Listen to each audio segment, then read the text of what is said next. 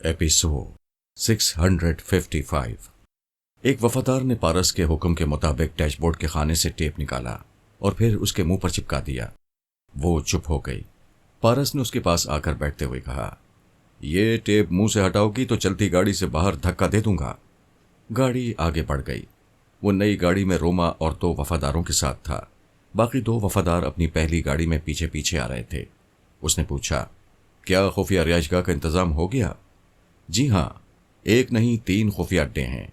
उन अड्डों के मालिकान से हमारी पुरानी दोस्ती है। वो काबिल एतमाद हैं।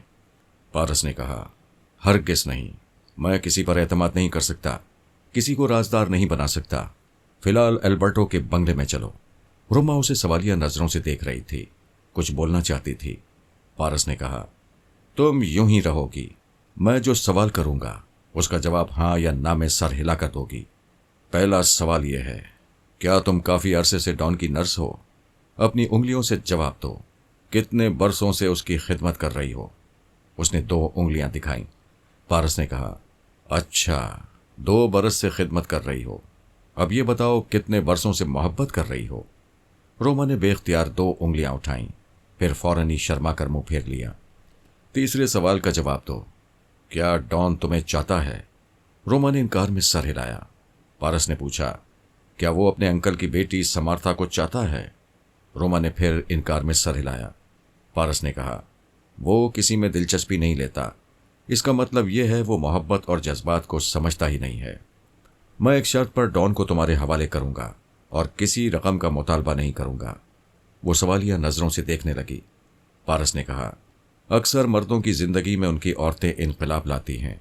वो अपने मर्द की जिंदगी का रास्ता बदल देती हैं, जीने का अंदाज बदल देती हैं। अगर लोग उन्हें लूट रहे हों तो वो लूटने वालों के सामने दीवार बन जाती हैं। क्या तुम अंकल टॉम और अंकल साम के सामने दीवार बन सकती हो? उसने हाँ के अंदाज में सर हिलाया। पारस ने पूछा, क्या डॉन को उनके फरेब से बचाने के लिए तुम ही आधी रात के बाद उसे फोन पर समझाया करती थी? उसने फिर हाँ कहने के लिए सर हिलाया, फिर छिचकने लगी। पारस ने रोमा के मुंह से टेप हटा दिया, फिर कहा, रोमा, मुझसे कोई बात ना छुपाओ। मैं कोई ब्लैकमेलर नहीं हूं, बल्कि मैं डॉन को उनसे महफूज रखना चाहता हूं। अगर तुम वही फोन करने वाली लड़की हो तो मैं तुमसे रकम नहीं लूंगा, बल्कि अपने अखराजात पर उसे तंजीम वाले मुल्क भेज सकता हूं। वो खुश हो गई थी।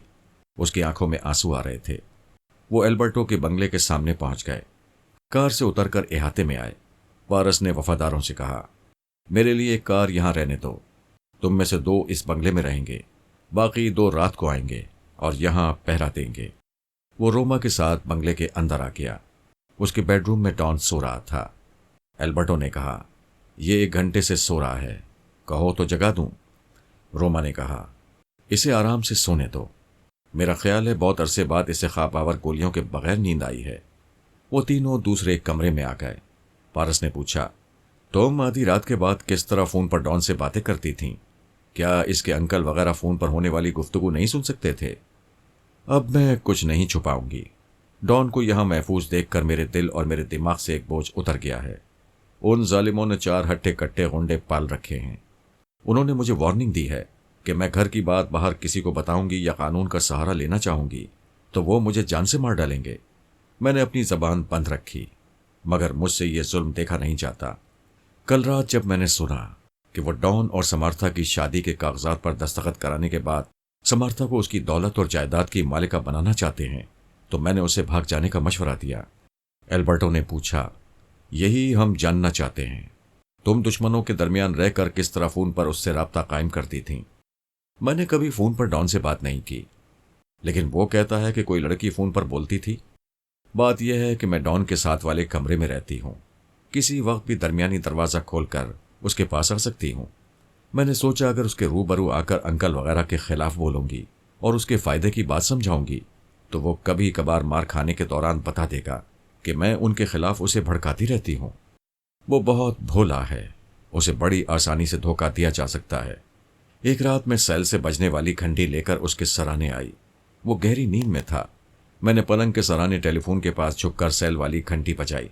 उसकी आंख खुल गई। उसने हाथ बढ़ाकर रिसीवर उठाया, फिर हेलो कहा।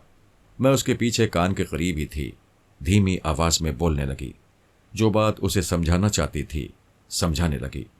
وہ سمجھ رہا تھا آواز ریسیور سے آ رہی ہے۔ بہرحال میری یہ تدبیر کامیاب رہی۔ میں ہر رات اسی طرح اپنی باتوں سے اپنی طرف مائل کرنے لگی۔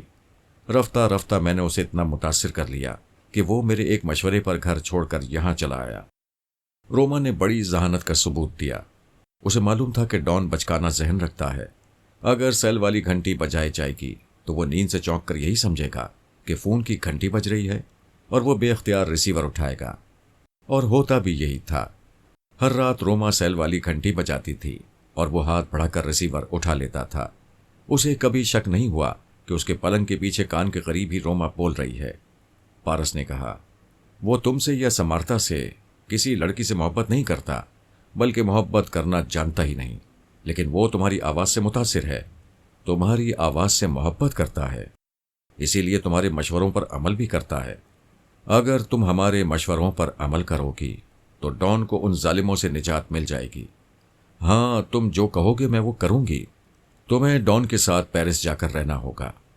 میں اس کے ساتھ کہیں بھی رہ سکتی ہوں، لیکن وہاں رہنے کے اخراجات بہت ہوں گے۔ اگر ڈان کو چیک بک مل جائے تو تم اخراجات کی فکر نہ کرو۔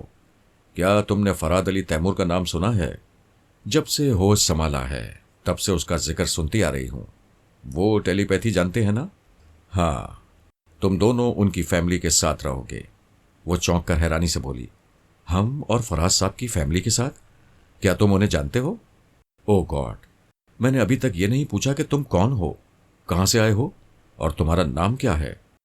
میں نام بتاؤں گا تو یقین نہیں کرو گی۔ میرے پاپا خود تمہارے دماغ میں آ کر یقین دلائیں گے۔ وہ سوالیہ نظروں سے تک رہی تھی۔ پارس نے دوسرے کمرے میں آ کر ٹیلی فون کے ذریعے بابا صاحب کے ادارے سے رابطہ قائم کیا۔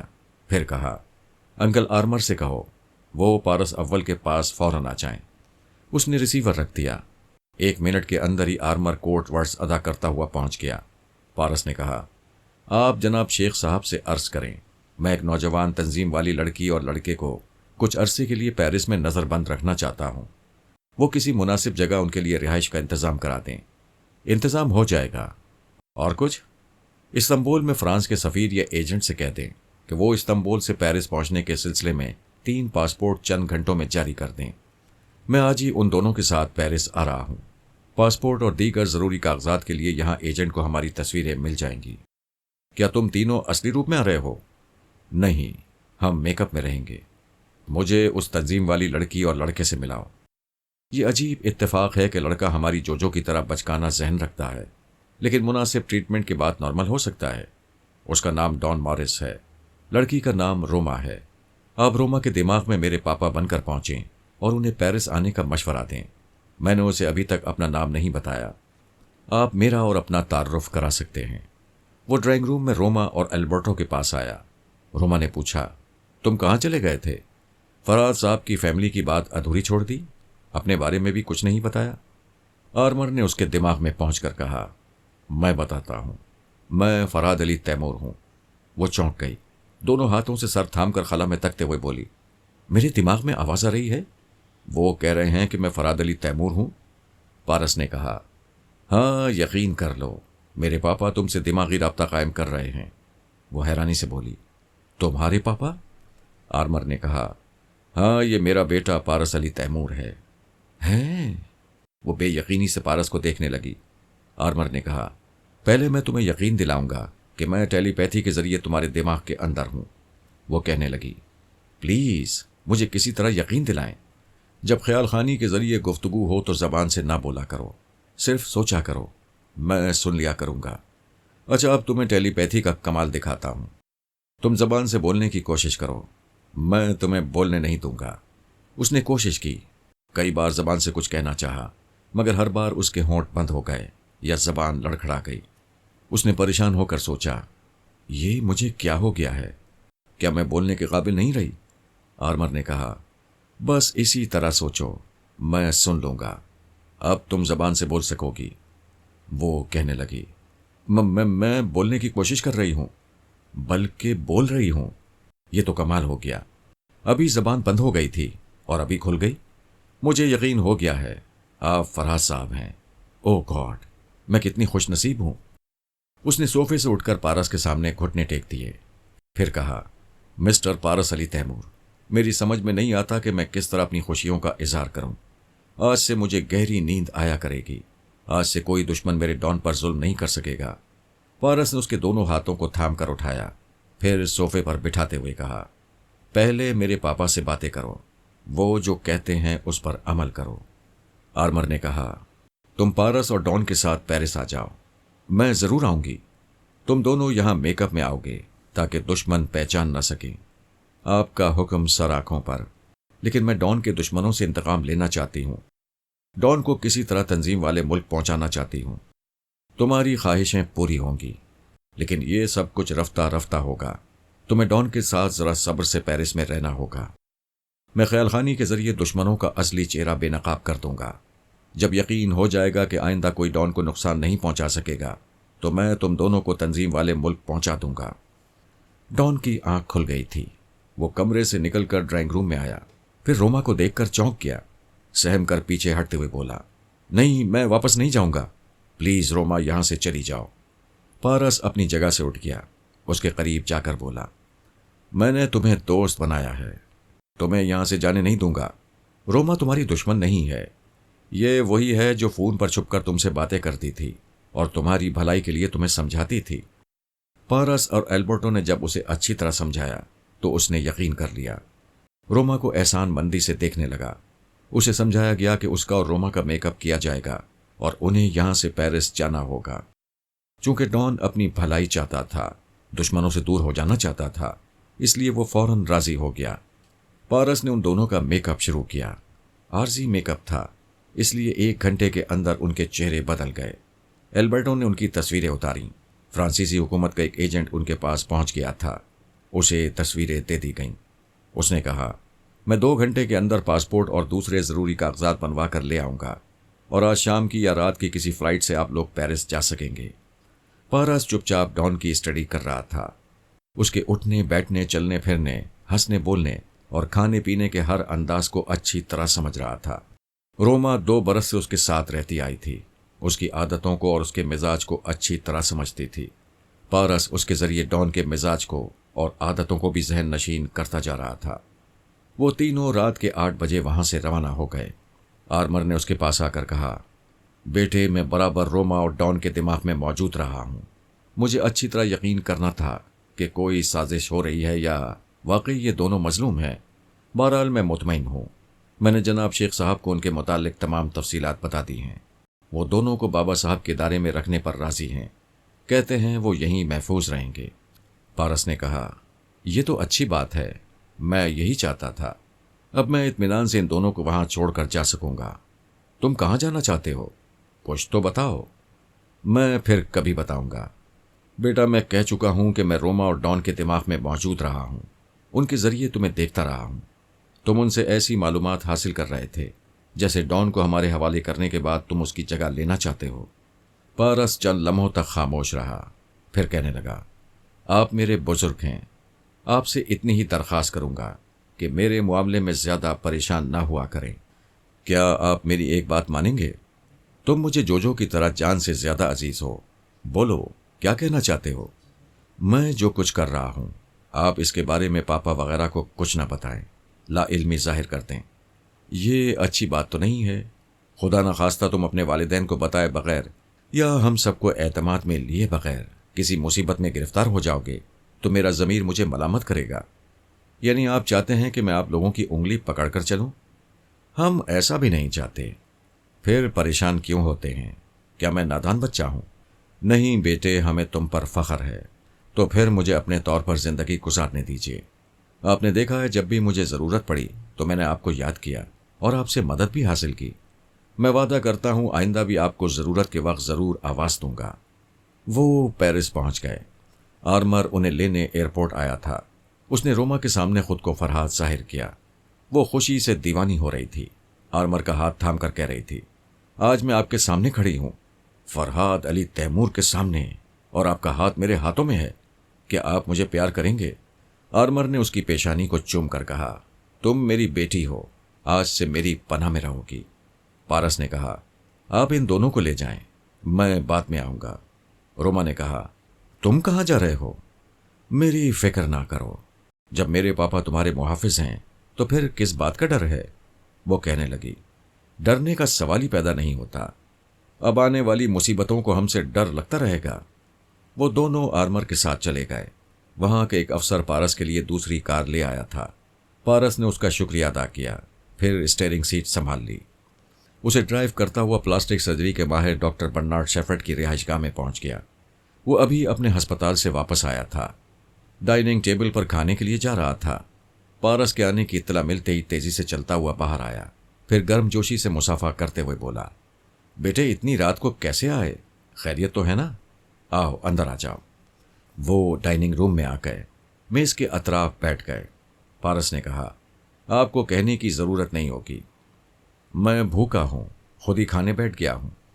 ڈاکٹر نے ہنستے ہوئے کہا، تم فرات کے بیٹے ہو، اپنی بھوک مٹانے نہیں بلکہ کوئی ضرورت تمہیں کھینچ لائی ہے۔ جی ہاں، وہی ضرورت جو اکثر میرے پاپا کو آپ کے پاس کھینچ کر لاتی ہے۔ آپ نے بارہا میرے پاپا کے چہرے کی پلاسٹک سرجری کی ہے۔ آج میں پہلی بار اس مقصد کے لیے آیا ہوں، مجھے ایک مخصوص لڑکے کا روپ دھارنا ہے۔ کیا بہت جلدی ہے؟ جی ہاں، میں صبح تک یہاں سے جانا چاہتا ہوں۔ باپ کی طرح بیٹے کی بھی عادت خراب ہے، جب بھی کوئی فوری ضرورت ہوتی ہے تو میں ہی یاد آتا ہوں۔ کیا اس کام کے لیے 1-2 دن پہلے نہیں آ سکتے تھے؟ دشمن اگر 1-2 دن پہلے بھیجتے تو ضرور آ جاتا۔ مجھے اس بات کا پورا احساس ہے کہ ہم بے وقت آپ کو تکلیف دیتے ہیں، اور آپ نے بھی تو ہماری عادت بگاڑ دی ہے۔ ہم آ کر فرمائش کرتے ہیں اور آپ پوری کر دیتے ہیں۔ اچھا زیادہ باتیں نہ بناؤ، چپ چاپ کھانا کھاؤ۔ اس لڑکے کی تصویریں ہوں تو مجھے دے دو۔ پارس نے ایک لفافہ اس کی طرف بڑھا دیا، پھر چپ چاپ کھانے لگا۔ ڈاکٹر تصویریں دیکھتے ہوئے کہنے لگا، جب سے تمہارے باپ نے مجھے خدمت کا موقع دیا ہے، تب سے میں نے اپنے ہی گھر میں ایک چھوٹا سا آپریشن تھیٹر بنا لیا ہے۔ اس کی زندگی بھی عجیب زندگی ہے، کبھی سکون سے نہیں رہ سکتا۔ میں کسی بھی وقت اس کی آمد کے لیے تیار رہتا ہوں۔ اچانک ہی وہ کسی وقت پہنچ جاتا ہے اور اپنا چہرہ تبدیل کراتا ہے۔ میں نے سوچا اب تم دونوں بیٹے جوان ہو گئے ہو، شاید فرات کسی گوشے میں سکون سے زندگی گزارے گا تو مجھے بھی ایسی ہنگامی پلاسٹک سرجری سے نجات مل جائے گی۔ لیکن میں دیکھ رہا ہوں بیٹے بھی باپ کے نقش قدم پر چل رہے ہیں۔ مختصر یہ کہ مجھے اپنی آخری سانس تک تم لوگوں سے فرصت نہیں ملے گی۔ پارس نے کھانے کے بعد ایک افسر سے رابطہ قائم کیا، پھر کہا، یہاں میرا کام ہو رہا ہے، میں صبح تک استنبول جانا چاہتا ہوں۔ پلیز میری واپسی کا انتظام کر دیجیے، اور مجھے یہاں سے کس وقت فلائی کرنا ہے ابھی بتا دیجیے۔ میں ڈاکٹر برنارڈ شیفرڈ کی رہائش گاہ پر ہوں۔ پارس نے ڈاکٹر کا فون نمبر بتا کر ریسیور رکھ دیا۔ 1 گھنٹے بعد وہ سرجری چیئر پر نیم تراز تھا، اور ڈاکٹر بڑی مہارت سے اس کے چہرے کو اطمینان اور سہولت سے رفتہ رفتہ تبدیل کرتا جا رہا تھا۔ 1 گھنٹے بعد ٹیلی فون کی گھنٹی سنائی دی۔ پارس نے کہا، اگر کوئی افسر مجھے پوچھ رہا ہو تو میں بات کروں گا۔ ڈاکٹر نے ریسیور اٹھا کر دوسری طرف کی آواز سنی، پھر ریسیور پارس کو دے دیا۔ دوسری طرف سے وہ افسر کہہ رہا تھا، سرکاری فلائنگ کلب میں ایک ہیلی کاپٹر آپ کے لیے موجود ہے، آپ جب چاہیں پرواز کر سکتے ہیں۔ پارس نے کہا، اس وقت میرا چہرہ تبدیل ہو رہا ہے، لہٰذا جو پائلٹ مجھے لے جائے گا اسے نئے چہرے کی تصویریں ملنی چاہیے۔ آپ کسی قابل اعتماد شخص کو بھیج دیں، میں وہ تصاویر اسے دے دوں گا۔ ساتھ ہی اسے یہ ہدایت کر دیں کہ تصویر کا چہرہ ذہن نشین کرنے کے بعد اس تصویر کو چلا دیا جائے۔ اس نے ڈاکٹر کو ریسیور دیتے ہوئے شکریہ ادا کیا۔ ڈاکٹر نے ریسیور رکھ دیا، پھر اس کے چہرے پر جھک گیا اور اپنے کام میں مصروف ہو گیا۔ 15 منٹ بعد اطلاع ملی، کوئی سرکاری افسر ملاقات کرنے آیا ہے۔ ڈاکٹر نے اس سے ڈرائنگ روم میں ملاقات کی۔ اس نے کہا، مجھے مسٹر پارس علی تیمور نے بلایا ہے، وہ اپنے موجودہ چہرے کی کوئی تصویر دینا چاہتے ہیں۔ ڈاکٹر نے اسے ڈان کی ایک تصویر دی، پھر کہا، آپ اسے ہیلی کاپٹر کے پائلٹ کو دکھانے کے بعد چلا ڈالیں۔ اس نے کہا، میرا تعلق ایئر فورس سے ہے، میں ہی پائلٹ ہوں۔ ہمیں اوپر سے احکامات ملے ہیں کہ اس تصویر کو یہاں سے باہر نہیں جانا چاہیے اور صرف مجھے دیکھنا چاہیے۔ میں نے دیکھ لیا ہے، چہرہ ذہن نشین کر لیا ہے، آپ خود اسے جلا ہی ڈالیں، اور مسٹر پارس سے پوچھ کر یہ بتا دیں کہ وہ کب تک یہاں سے روانہ ہوں گے۔ ڈاکٹر نے کہا، 1 گھنٹے بعد سرجری مکمل ہو جائے گی، اس کے بعد اسے کم از کم آدھا گھنٹہ آرام کرنا چاہیے، پھر وہ یہاں سے جا سکتا ہے۔ اگر آپ کو اعتراض نہ ہو تو میں ڈرائنگ روم میں ان کا انتظار کر سکتا ہوں؟ ہاں ہاں بے شک، آپ یہاں تشریف رکھیں۔ ڈاکٹر پھر آپریشن روم میں آ گیا۔ اپنا کام کرتے ہوئے پارس کو اس افسر کے متعلق بتانے لگا۔ اس نے کہا، ڈاکٹر انکل، میں آپ کو بڑی زحمت دے رہا ہوں، ایک اور زحمت دوں گا، ذرا ٹیلی فون میرے پاس لے آئیں۔ ڈاکٹر ٹیلی فون اس کے قریب لے آیا۔ اس نے ریسیور اٹھا کر اس افسر کے نمبر ڈائل کیے جس کے ذریعے ہیلی کاپٹر کا انتظام کرایا تھا۔ رابطہ قائم ہوتے ہی پارس نے کہا، اس وقت ایک ایئر فورس کا پائلٹ ہماری ڈرائنگ روم میں بیٹھا ہوا ہے، آپ اس سے گفتگو کر کے تصدیق کریں، کیا میرے پاس صحیح آدمی پہنچا ہے؟ ڈاکٹر نے ڈرائنگ روم میں آ کر پائلٹ آفیسر سے کہا، ریسیور اٹھا کر بات کریں۔ اس پائلٹ افسر نے ریسیور اٹھایا، پھر دوسری طرف والے افسر سے باتیں کرنے لگا۔ تھوڑی دیر بعد اس افسر نے تصدیق کی کہ ڈاکٹر شیفرڈ کے یہاں صحیح آدمی پہنچا ہے اور اس سلسلے میں کوئی سازش نہیں ہو رہی ہے۔ پارس نے مطمئن ہو کر ریسیور رکھ دیا۔ سرجری کا کام پھر ہونے لگا۔ مزید 1 گھنٹے بعد سرجری کا مرحلہ ختم ہو گیا۔ وہ آدھے گھنٹے تک اسی کرسی پر آنکھیں بند کیے لیٹا رہا، پھر اٹھ کر کھڑا ہو گیا۔ اس نے آئینے کے سامنے آ کر اپنے چہرے کو ہر زاویے سے دیکھا، پھر خوش ہو کر کہا، ڈاکٹر انکل، آپ کا جواب نہیں ہے۔ اس نے ایک بیگ میں سے ڈان کے وہ کپڑے نکالے جنہیں پہن کر گھر سے فرار ہوا تھا، پھر انہیں لے کر باتھ روم میں آ گیا۔ وہاں وہ لباس پہنا، کمرے میں آ کر قد آدم آئینے کے سامنے اپنا جائزہ لیا۔ اب وہ سر سے پاؤں تک بالکل ڈان مورس تھا، کوئی اس پر شبہ نہیں کر سکتا تھا۔ اس نے ڈاکٹر سے مصافحہ کیا، اس کا شکریہ ادا کیا، پھر ڈرائنگ روم میں اس پائلٹ آفیسر کے پاس آ گیا۔ پائلٹ افسر نے اٹھ کر اسے سلام کیا، پھر مصافحہ کرتے ہوئے پوچھا، کیا آپ چلنے کے لیے تیار ہیں؟ اس نے کہا، بے شک، میں جلد سے جلد استنبول پہنچنا چاہتا ہوں۔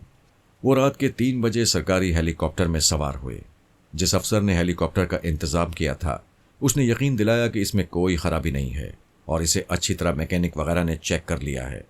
مکمل یقین دہانی کے بعد ہیلی کاپٹر نے پرواز کی۔ پائلٹ اپنی سیٹ پر تھا، اس کے پیچھے والی سیٹ پر پارس بیٹھا ہوا تھا۔ جب وہ اپنی مخصوص بلندی پر پہنچ گیا تو پائلٹ نے کہا، مسٹر پارس، انسان موت سے بچنے کے لیے کتنے جتن کرتا ہے، کیا وہ بچ جاتا ہے؟ پارس نے کہا، موت سے کوئی نہیں بچتا، لیکن یہ بھی حقیقت ہے کہ موت سے پہلے کوئی نہیں مرتا۔ ٹھیک کہتے ہو، پتہ نہیں کاتب تقدیر نے تمہاری موت کا کون سا وقت لکھا ہے، لیکن آدمی حرام موت بھی تو مرتا ہے، اور اب وہ حرام موت تمہارے حصے میں آ رہی ہے۔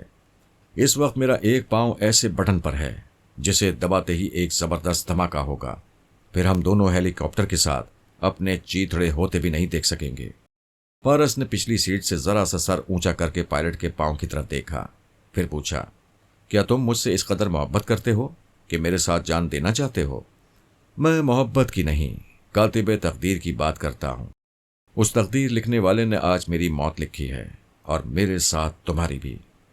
مسٹر پائلٹ، اگر تمہیں وہ بٹن دبانا ہوتا اور کاتب تقدیر کے مطابق میرے ساتھ مر جانا ہوتا تو تم اتنا وقت نہ لیتے، مجھے موت کی آمد کی اطلاع نہ دیتے۔ مرنا ہی ٹھہرا تو فوراً میرے ساتھ مر جاتے۔ اس کا مطلب ہے کہ تم موت سے پہلے مجھ سے کچھ کہنا چاہتے ہو۔ میں تمہیں مایوس نہیں کروں گا، تمہاری بات ضرور سنوں گا اور میں سناؤں گا، لیکن اس خوش فہمی میں نہ رہنا کہ میری باتوں کے دوران تم کوئی چالاکی دکھاؤ گے اور یہاں سے بچ نکلو گے۔ اس وقت نہ تم زمین پر ہو نہ آسمان پر، ہیلی کاپٹر کی لگام میرے ہاتھ میں ہے اور موت میرے ایک پاؤں کے نیچے دبی ہوئی ہے، بس پھڑ پھڑا کر نکلنے ہی والی ہے۔ یہ پارس کے لیے ہارنے اور پچھتانے والی گھڑی تھی۔ اس نے اپنے طور پر بڑی احتیاطی تدابیر کی تھیں۔ اس پائلٹ افسر کو جاننے اور پرکھنے میں کوئی کسر نہیں چھوڑی تھی۔ اس کے باوجود وہ مقام آ گیا تھا جہاں وہ دھوکہ کھا رہا تھا۔ پارس کار ڈرائیو کر رہا تھا۔ فرزانہ اور فیری بہت اداس تھی، اس کے شانے سے سر ٹیکے ہوئے بیٹھی تھی۔ شہر کی فلک بوز عمارتیں اور رنگا رنگ مناظر گزرتے جا رہے تھے۔ اسے دنیا کی کسی رنگینی سے دلچسپی نہیں تھی۔ وہ پارس کے سوا کوئی دوسرا منظر دیکھنا نہیں چاہتی تھی۔ پارس نے پوچھا، تم اتنی خاموش کیوں ہو؟ وہ کہنے لگی، کیا ہم سچ مچ جدا ہو رہے ہیں؟ ہاں، یہ عارضی جدائی ہے۔ تم میری ماما کے پاس جا رہی ہو۔ ایسی جلدی بھی کیا ہے؟ ہم نے صرف 1 ہفتہ ساتھ گزارا ہے، پھر پتہ نہیں ہم کب ملیں گے۔ میں جلد ہی آنے کی کوشش کروں گا۔ دیکھو، تم میری دلہن بننے والی ہو، لہٰذا پہلے ہی میرے گھر جا کر وہاں کے طور طریقے سیکھنے ہوں گے۔ تم بابا صاحب کے ادارے میں رہ کر ٹریننگ حاصل نہیں کرو گی تو میرے ساتھ رہ کر ہر آنے والا لمحہ تمہیں دھڑکاتا رہے گا کہ نہ جانے کون سی نئی مصیبت آنے والی ہے، اور ہم آنے والی ہر نئی مصیبت کو کھیل سمجھ کر کھیلتے ہیں، اور میں چاہتا ہوں کہ تم بھی یہی ٹریننگ حاصل کرو۔ تم یہاں کیوں رکنا چاہتے ہو؟ یہاں کیا کرنا چاہتے ہو؟ جب تم مکمل ٹریننگ حاصل کر لو گی تو ایسے سوال نہیں کرو گی، خود سمجھ جایا کرو گی ہمارے حالات کیا ہوتے ہیں اور کس طرح ہم ان کے مطابق فیصلے بدلتے ہیں اور جگہ بھی بدلتے رہتے ہیں۔ پتہ نہیں میں کہاں کہاں بھٹکتا رہوں گا۔ ابھی اسی لیے تمہیں اپنے ساتھ نہیں رکھ سکتا کہ تم اناڑی ہو۔ بابا صاحب کے ادارے میں کچھ عرصے رہنے کے بعد تمہیں میری باتیں سمجھ میں آ جائیں گی۔ میں وہاں کتنے عرصے رہ کر تمہارے قابل بن سکتی ہوں، یہ تمہاری ذہانت اور محنت پر ہے۔ بہت زیادہ محنت کرو گی اور ذہانت سے کام لو گی تو انشاءاللہ 2 برس میں خود اپنی حفاظت کرنا سیکھ جاؤ گی۔ دشمن تمہیں میری کمزوری نہیں بنا سکیں گے۔ مگر پارس 2 برس تو بہت ہوتے ہیں، اور اگر تم نے محنت اور لگن سے ٹریننگ حاصل نہ کی تو 10 برس بھی لگ سکتے ہیں۔ ابھی وقت ہے فرزانہ، اچھی طرح سوچ سمجھ لو۔ میرے ساتھ زندگی گزارنا ہے تو تمہیں بہت کچھ سیکھنا پڑے گا، بہت محنت کرنا پڑے گی۔ اگر سیدھے سادے انداز میں گھریلو زندگی گزارنا چاہتی ہو تو تمہارے سامنے ہزاروں راستے ہیں۔ میرا خیال دل سے نکال دو۔ کیا تم مجھے دل سے نکال سکتے ہو؟ نہیں نکال سکتا، اسی لیے تو بابا صاحب کے ادارے میں ٹریننگ کے لیے بھیج رہا ہوں۔ وہ ایئرپورٹ پہنچ گئے۔ پرواز کا وقت قریب تھا۔ فرزانہ نے اپنا سامان ٹرالی پر رکھ کر لے جاتے ہوئے کہا، پارس میں بالکل تنہا ہو جاؤں گی۔ فکر نہ کرو، مجھ سے جدا ہوتے ہی ماما تمہارے دماغ میں پہنچیں گی اور تمہیں تنہائی کا احساس نہیں ہونے دیں گی۔ فرزانہ کی آنکھوں میں آنسو آ گئے۔ وہ قریب آ گئی۔ وہاں کی سوسائٹی، وہاں کا ماحول بڑی بے تکلفی سے رخصت ہونے کی اجازت دیتا تھا۔ وہ بڑی دیر تک اس سے قسمیں لیتی رہی، وعدے کراتی رہی کہ وہ جلدی آ جائے گا۔ پارس نے قسم کھائی، وعدہ کیا، پھر اسے سمجھا بجھا کر رخصت کر دیا۔ تقریباً 15 منٹ بعد رسونتی نے اسے مخاطب کیا۔ اس نے سانس روک لی، پھر آہستہ آہستہ سانس لی تو رسونتی نے کوڈ ورڈز ادا کیے۔ پھر کہا، میں یہاں گھڑی دیکھ رہی ہوں اور یہاں کے وقت کے مطابق میرا اندازہ ہے فرزانہ تم سے جدا ہو گئی ہے، کیونکہ میں تمہارے ذریعے اسے تمہارے آس پاس نہیں دیکھ رہی ہوں۔ جی ہاں، وہ لگیج اور امیگریشن کے لیے جا چکی ہے۔ آپ اسے تسلی دیں، وہ بہت اداس ہے۔ رسونتی اپنی ہونے والی لاڈلی بہو کے پاس چلی گئی۔ پارس عمارت سے باہر آ گیا، پھر پارکنگ ایریا میں پہنچ کر کار کا دروازہ کھولا اور اسٹیئرنگ سیٹ پر بیٹھ کر کار تیزی سے آگے بڑھاتی۔ دن کا 1 بج رہا تھا۔ وہ مختلف شاہراہوں سے گزرتا ہوا ہوٹل کے احاطے میں پہنچ گیا۔ ایک جگہ کار پارک کی، پھر ڈائننگ ہال میں چلا آیا۔ وہ کوشش کرتا تھا کہ وقت پر کھائے اور وقت پر سو جائے، چونکہ کوئی مصروفیت نہیں تھی، کسی قسم کی فی الحال پریشانی بھی نہیں تھی، اس لیے وہ وقت پر کھانے کے لیے بالکونی کی ایک میز پر آ کر بیٹھ گیا۔ وہ ڈائننگ ہال دوسری منزل پر تھا۔ بالکونی سے باہر سوئمنگ پول نظر آ رہا تھا۔ حسین عورتیں مختصر سے لباس میں نظر آ رہی تھیں۔ کوئی بلندی سے چھلانگ لگاتے ہوئے پانی میں غوطے لگا رہی تھی، کوئی سوئمنگ پول کے کنارے چاروں شانے چت لیٹی سورج کی حرارت سے اپنے جسم کو سینک رہی تھی۔ کچھ عورتیں اپنے شوہروں یا عاشقوں کے ساتھ پینے پلانے میں مصروف تھیں۔ ویٹر نے آ کر مینیو پیش کیا۔ وہ لنچ کا آرڈر دینے لگا۔ اسی وقت ہوٹل کا ایک ملازم ایک ہاتھ سے گھنٹی بجاتا ہوا اور دوسرے ہاتھ میں ایک کارڈ بورڈ اٹھائے گھومتا ہوا نظر آیا۔ اس کارڈ بورڈ پر لکھا ہوا تھا، mister P A, your telephone call. Paras نے اس ملازم کو بلایا، پھر کہا، میں پی اے ہوں۔ ملازم نے کارڈ لیس ریسیور اس کی طرف بڑھا دیا۔ وہ سمجھ گیا تھا اعلیٰ بی بی کا کوئی ماتحت اس سے بات کرنا چاہتا ہے۔ وہ جب بھی اسے مخاطب کرتے تھے تو اسے پی اے کہتے تھے۔ عام لوگ پی اے کا مطلب پرسنل اسسٹنٹ سمجھتے تھے، جبکہ حروف پی اور اے سے پارس علی بنتا ہے۔ پارس نے ریسیور کان سے لگا کر کہا، یس پی اے اسپیکنگ۔ دوسری طرف سے ایک ماتحت نے کہا، ہمیں یقین تھا آپ ڈائننگ ہال میں ہوں گے۔ اگر آپ زحمت کر کے کسی بالکونی کی طرف جائیں اور وہاں سے سوئمنگ پول کی طرف دیکھیں تو آپ کو ایک شخص نظر آئے گا۔ اس کی آنکھوں پر سیاہ اینک ہے، اس نے نیلے رنگ کی نیکر اور سفید بنیان پہنی ہوئی ہے۔ بنیان کے سینے پر لکھا ہے، می میریکا، یعنی میں امریکی ہوں۔ اس کے بائیں ہاتھ کی چھوٹی سی انگلی کے ساتھ ننھا سا گوشت چسپا ہے، جیسے 6 انگلیاں ہوں، اور یہ چیز پیدائشی ہے۔ پارس نے کہا، میں ابھی اسے تلاش کرتا ہوں۔ کیا وہ ہمارا مطلوبہ شخص ہے؟ جی ہاں، ہم نے اسے دیکھا ہے۔ وہ جس لڑکی کی طرف دیکھتا ہے وہ اس کے پاس چلی جاتی ہے اور سحر زدہ سی ہو جاتی ہے۔ میں سمجھ گیا۔ اور کوئی بات؟ کوئی اور بات نہیں تھی، اس لیے رابطہ ختم ہو گیا۔ پارس نے کارڈ لیس ریسیور ملازم کو دیتے ہوئے کہا، مجھے ایک دوربین کی ضرورت ہے۔ ملازم وہاں سے کیا، پھر 1 منٹ کے اندر ہی دوربین اسے لا کر دے دی۔ اس نے اپنی کرسی کا رخ سوئمنگ پول کی طرف کر دیا، دوربین آنکھوں سے لگائی، پھر اس شخص کو تلاش کرنے لگا۔ بڑے ہی دلکش رنگین نظارے دکھائی دے رہے تھے۔ وہ ان رنگینیوں سے پرہیز کرتا ہوا ایک شخص کے پاس پہنچ گیا۔ وہ سوئمنگ پول کے کنارے ایک ایزی چیئر پر نیم دراز تھا۔ اس کے ایک ہاتھ میں جام تھا اور دوسرے بازو میں ایک حسین عورت تھی۔ اس نے بائیں ہاتھ سے جام کو اس طرح اٹھا رکھا تھا کہ چھوٹی سی انگلی نظر نہیں آ رہی تھی۔ ویسے وہ نیلی نیکر اور سفید بنیان میں تھا اور بنیان کے سینے پر می امیریکا لکھا ہوا تھا۔ پارس انتظار کرنے لگا کہ وہ اپنے ہاتھ سے جام میز پر رکھے تو اس کی 5 انگلیاں نظر آ جائیں۔ یہ یقین ہو چکا تھا کہ اسی ہاتھ کی چھوٹی انگلی میں وہ چھوٹا سا گوشت ہوگا۔ وہ مسلسل جام کو تھامے ہوئے تھا اور شراب کی ہلکی ہلکی سی چسکیاں لے رہا تھا۔ اس انتظار کے دوران ایک نہایت ہی حسین لڑکی اس کے سامنے سے گزرتی ہوئی دکھائی دی۔ اس شخص نے جام والے ہاتھ اٹھا کر کچھ کہا۔ لڑکی نے اس کی طرف دیکھا اور اس نے پھر کچھ کہا۔ اس کے جواب میں لڑکی نے بہت ہی غرور سے منہ پھیر لیا اور وہاں سے جانے لگی۔ مرد کا انداز بتا رہا تھا کہ اس نے حسن و شباب سے متاثر ہو کر اسے اپنی طرف بلایا تھا اور وہ حسینہ اس کی طرف دیکھ کر آگے بڑھ گئی تھی۔ پھر پارس نے دیکھا وہ شخص پاس بیٹھی ہوئی عورت سے کچھ کہہ رہا تھا۔ وہ عورت اٹھ کر کھڑی ہو گئی، اس حسینہ کے پیچھے جانے لگی، آگے جا کر اسے مخاطب کیا۔ حسینہ نے پلٹ کر اسے دیکھا، دونوں میں کچھ باتیں ہوئیں۔ پھر وہ یہ دیکھ کر چونک گیا کہ جس حسینہ نے حقارت سے منہ پھیرا تھا اور اس شخص کو غرور سے ٹھکرا کر آگے بڑھ گئی تھی، اب وہ بے اختیار اس کی طرف دیکھ رہی تھی اور آہستہ آہستہ اس کی طرف یوں بڑھ رہی تھی جیسے سحر زدہ سی ہو گئی ہو۔ اب یہ دیکھنے کی ضرورت نہیں رہ گئی تھی کہ اس کے بائیں ہاتھ میں 6 انگلیاں ہیں یا نہیں۔ اس شخص کے عمل نے اسے مشکوک بنا دیا تھا اور وہ پارس کا مطلوبہ شخص تھا۔ اسے معلوم تھا کہ اس کے پاپا نے موجودہ سپر ماسٹر کو ختم کر دیا ہے۔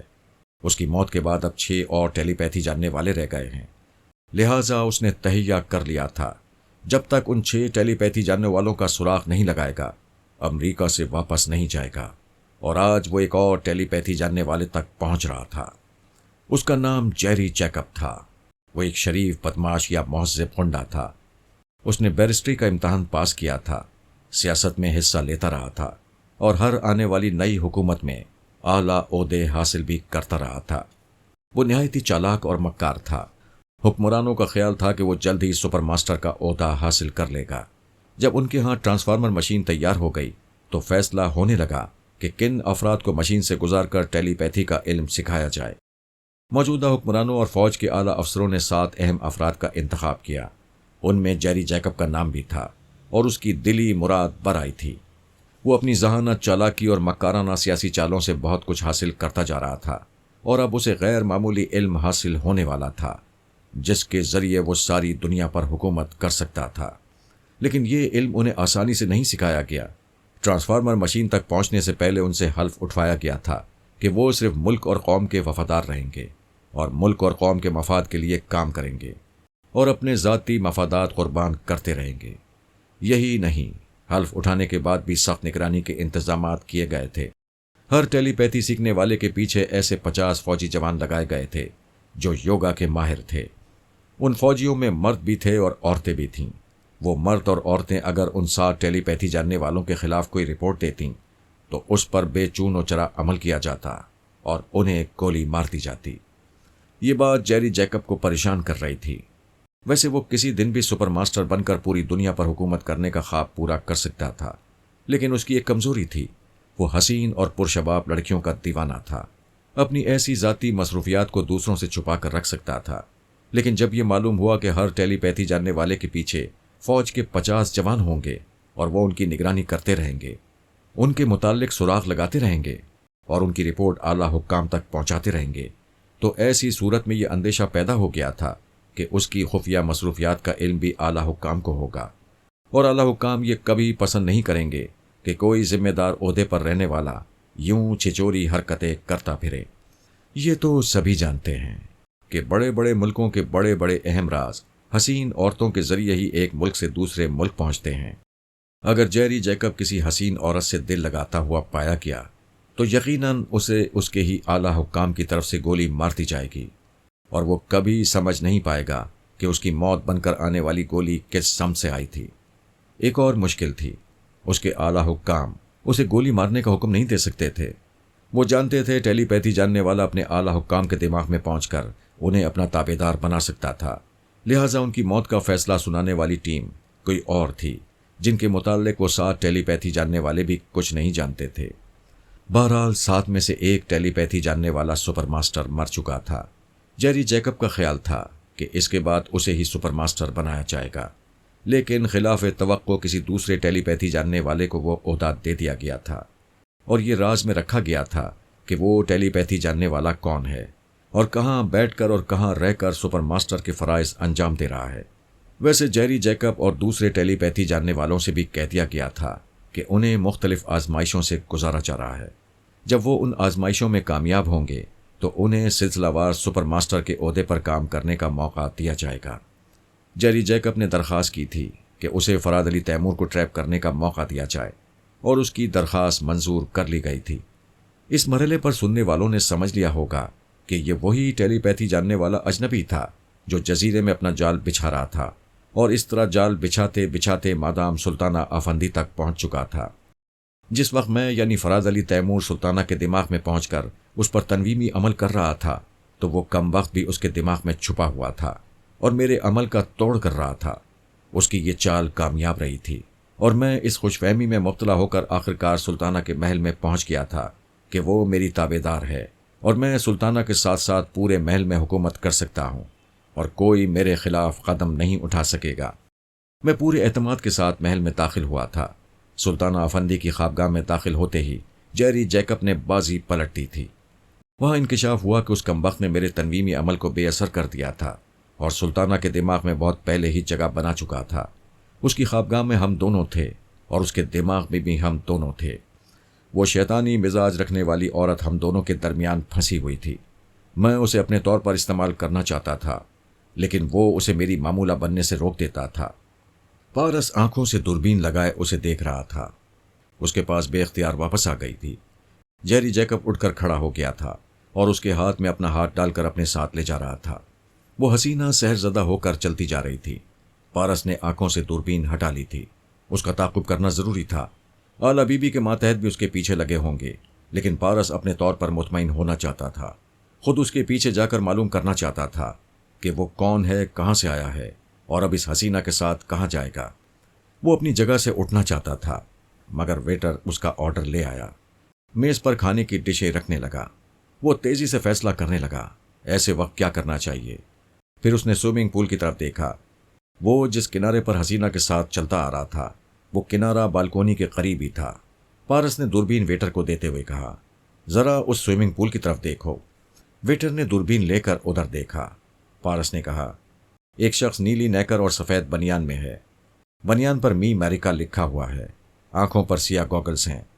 اس کے ساتھ جو حسینہ ہے وہ سرخ رنگ کے سوئمنگ کاسٹیوم میں ہے۔ ویٹر نے کہا، یس سر، میں دیکھ رہا ہوں۔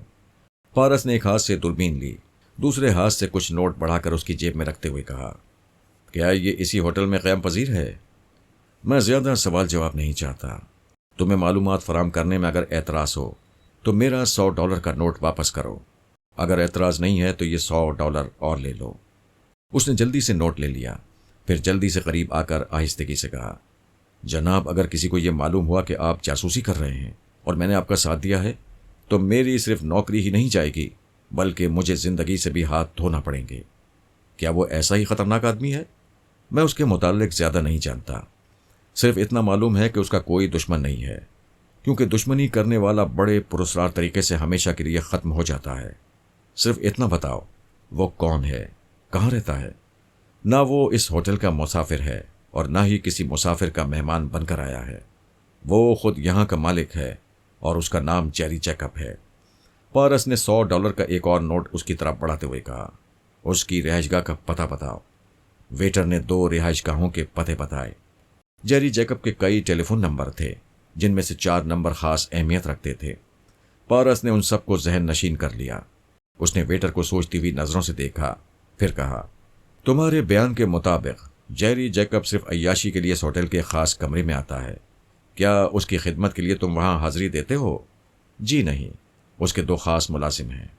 کیا تمہارا کبھی اس سے سامنا ہوا؟ جی ایک بار ہوا تھا، اس نے مجھ سے مختصر سی گفتگو کی۔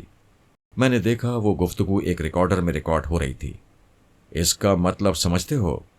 جی ہاں جناب، اس نے میری آواز اور لب و لہجے کو ریکارڈ کر لیا ہے۔ جب اسے ضرورت ہوگی میرے دماغ میں پہنچ جائے گا۔ اس نے کتنے عرصے پہلے تمہاری آواز ریکارڈ کی تھی؟ یہی کوئی 5 ماہ پہلے۔ اس کے بعد پھر تم سے رابطہ قائم نہیں کیا؟ جی نہیں جناب۔ اس کا مطلب ہے تم اس کے لیے غیر اہم ہو، لیکن اس ہوٹل میں کسی وقت بھی اس سے سامنا ہو سکتا ہے۔ وہ تم سے گفتگو کر کے تمہارے دماغ میں پہنچ سکتا ہے۔ جی ہاں، مجھے ڈر لگ رہا ہے۔ آج تک کسی نے $200 مجھے ٹپ میں نہیں دیے۔ میں پیسوں کے لالچ میں آ گیا۔ یہ شاید میں نے بہت برا کیا ہے۔ تمہیں خوفزدہ نہیں ہونا چاہیے۔ کیا تمہاری بیوی بچے ہیں؟ جی ہاں، مونٹریال میں رہتے ہیں۔ تم چھٹی لے کر یہاں سے چلے جاؤ۔ کہہ دینا تمہاری بیوی یا تمہارے کسی بچے کی طبیعت اچانک خراب ہو گئی ہے اور وہاں تمہاری موجودگی ضروری ہے۔ اس سے کیا ہوگا؟ میری آواز کا کیسٹ اس کے پاس موجود ہے۔ تم فکر نہ کرو، میں وہ کیسٹ اس کے پاس سے نکال لاؤں گا۔ پارس نے اپنی جیب سے $1000 نکال کر اس کی طرف بڑھا دیے۔ اس کی آنکھیں حیرت سے پھیل گئیں۔ اس نے ادھر ادھر دیکھا، پھر جلدی سے نوٹ چھپٹ کر جیب میں رکھتے ہوئے کہا، میں ابھی چھٹی لے کر جا رہا ہوں۔ وہ جانا چاہتا تھا۔ پارس نے آواز دے کر کہا، ٹھہرو، ابھی ایک کام باقی ہے۔ جی؟ اس نے سوالیہ نظروں سے دیکھا۔ پارس نے پھر $100 کا نوٹ نکالتے ہوئے کہا، اس کے دونوں خاص ملازموں کے نام، پتے اور تمام ٹھکانوں کے متعلق بتاؤ۔ وہ خاص ملازم ہوٹل کے سٹاف کوارٹر نمبر 4 اور 6 میں رہتے ہیں۔ ان کے آگے پیچھے کوئی نہیں ہے، نہ بیوی نہ بچے، اس لیے وہ یہیں قیام کرتے ہیں۔ جب ڈیوٹی سے فارغ ہوتے ہیں تو کئی سیر و تفریح کے لیے نکل جاتے ہیں، ورنہ تمام وقت اسی ہوٹل کے احاطے میں گزارتے ہیں۔ وہ چلا گیا۔ پارس نے اطمینان سے کھانے کے بعد بل ادا کیا، پھر اپنے کمرے میں آ کر دروازے کو بند کرنے کے بعد ٹرانسمیٹر کے ذریعے اعلیٰ بیوی کے ماتحت سے رابطہ قائم کیا اور کوڈ ورڈز ادا کرنے کے بعد کہا، وہ شخص واقعی ٹیلی پیتھی جانتا ہے۔ تمہاری اس اہم اطلاع کا شکریہ۔ اب ٹارگٹ میرے سامنے ہے۔ یہاں کے سٹاف کوارٹر نمبر 4 اور 6 میں اس کے 2 خاص ملازم رہتے ہیں۔ ان پر نظر رکھو۔ ان میں سے کوئی بھی احاطے سے باہر نکلے تو اسے ٹریپ کرو۔ اپنے خفیہ اڈے میں لے چلو۔ وہاں میک اپ کا تمام سامان تیار رہنا چاہیے۔ میں اپنے کمرے میں ہوں اور تمہارے فون کا انتظار کر رہا ہوں۔ فون پر صرف اتنا کہنا کہ آ جاؤ، میں نکل پڑوں گا۔ اس نے رابطہ ختم کیا۔ ٹرانسمیٹر کو آف کر کے اسے اٹیچی میں رکھ لیا۔ وہ رات کے 9 بجے تک ٹیلی فون کا انتظار کرتا رہا۔ کوئی اطلاع نہیں مل رہی تھی۔ ٹھیک 9 بجے اسے اپنے دماغ میں سوچ کی لہر محسوس ہوئی۔ اس نے سانس روک لی، پھر آہستہ آہستہ سانس لینے لگا۔ رسونتی نے کوڈ ورڈز ادا کرنے کے بعد کہا، میں تمہیں بتانے آئی ہوں، میری گڑیا جیسی بہو میرے پاس پہنچ گئی ہے۔ اس کی طرف سے کوئی فکر نہ کرنا۔ تم اس وقت کیا کر رہے ہو؟ کچھ نہیں، بس آرام کر رہا ہوں۔ تم یوں ہی ہاتھ پر ہاتھ رکھے بیٹھے رہنے والوں میں سے نہیں ہو۔ ضرور مجھ سے کچھ چھپا رہے ہو۔ دیکھو بیٹے، اگر کوئی کام ہے یا کسی ٹیلی پیتھی جاننے والے تک پہنچ رہے ہو تو مجھے بتاؤ، میں تمہاری مدد کرتی ہوں۔ ماما پلیز آپ آرام کریں، اپنی بہو کے ساتھ وقت گزاریں۔ وہ چلی گئی۔ پھر تھوڑی دیر بعد آ کر بولی، مجھ سے کہاں کچھ چھپا سکو گے؟ میں نے ابھی اعلیٰ بیوی کے ماتحت کے پاس پہنچ کر ساری باتیں معلوم کر لی ہیں۔ وہ ٹیلی پیتھی جاننے والا اسی ہوٹل میں رہتا ہے اور تم اس کے اطراف چال بن رہے ہو۔ بیٹے میں پھر سمجھاتی ہوں، اتنا لمبا راستہ اختیار مت کرو۔ میں ابھی جیری جیکب کے خاص ملازموں تک پہنچ سکتی ہوں، تمہارا کام آسان کر سکتی ہوں۔ ماما، کئی بار ایسا ہو چکا ہے کہ کسی بیماری کی وجہ سے یا زخم کھانے کی وجہ سے آپ لوگوں کی ٹیلی پیتھی کی صلاحیتیں وقتی طور پر ختم ہو گئیں۔